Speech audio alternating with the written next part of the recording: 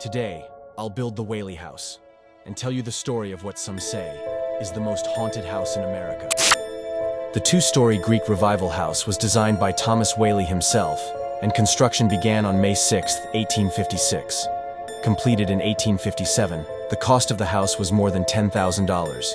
It was made from bricks created in Whaley's Brickyard on Conde Street. The house was the first of its kind in San Diego. Whaley's new house was known as the finest in Southern California. The house was furnished with mahogany and rosewood furniture, Brussels carpets, and damask drapes, and was considered a mansion for its time and place. The residence became the gathering place for San Diego. Besides being the Whaley family home, it was also San Diego's first commercial theater, the county courthouse, and a general store. Thomas and Anna Whaley had 6 children: Francis Hinton, Thomas Whaley Jr., Anna Amelia, Violet Eloise, and Corinne Lillian. Unfortunately, Thomas Whaley Jr. suffered from scarlet fever at 18 months and died on January 29, 1858, in his upstairs bedroom. Cries of a baby have been reported coming from this room on multiple occasions. After the death of baby Thomas and the loss by fire of their store, Thomas and Anna moved to San Francisco. In January 1859, Whaley turned his affairs in Old Town over to Frank Ames, a Wells Fargo agent. In the summer of 1868, Thomas invested some of his new capital of stock in merchandise and headed back to San Diego. Thomas fixed up the old Whaley house, and Anna and the rest of the family arrived back home to San Diego on December 12, 1868.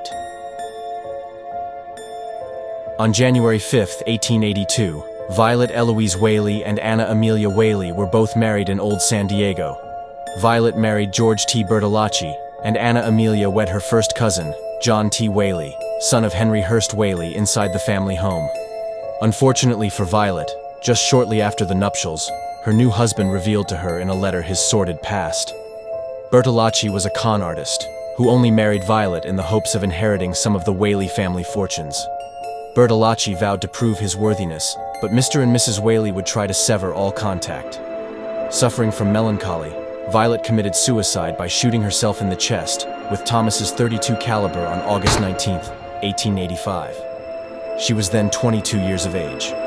Her suicide note reads thus: "Mad from life's history, swift to death's mystery, glad to be hurled, anywhere, out of this world."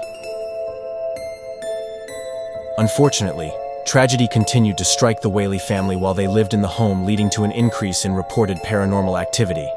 In fact, the Whaley family told the San Diego Union shortly after moving in that they heard heavy footsteps in the house, which they believed to be the ghost of James "Yankee Jim" Robinson, who had earlier been hanged on the property for stealing a boat. One of the Whaley daughters moved Thomas to build a new home in downtown San Diego and relocate his family. In 1890, Thomas Whaley passed away in their new home on State Street, never to return to the original Whaley estate. Abandoned for close to 20 years, the Whaley house was neglected and in poor condition until Francis Whaley, their eldest son, decided to go back in 1909. After moving in, Francis set about restoring the property and entertaining tourists by playing his guitar and telling stories about the house's background. In the years that followed, most members of the Whaley family returned to live and eventually die in their original family home, including Francis, who passed away 1 year after his mother Anna in 1913.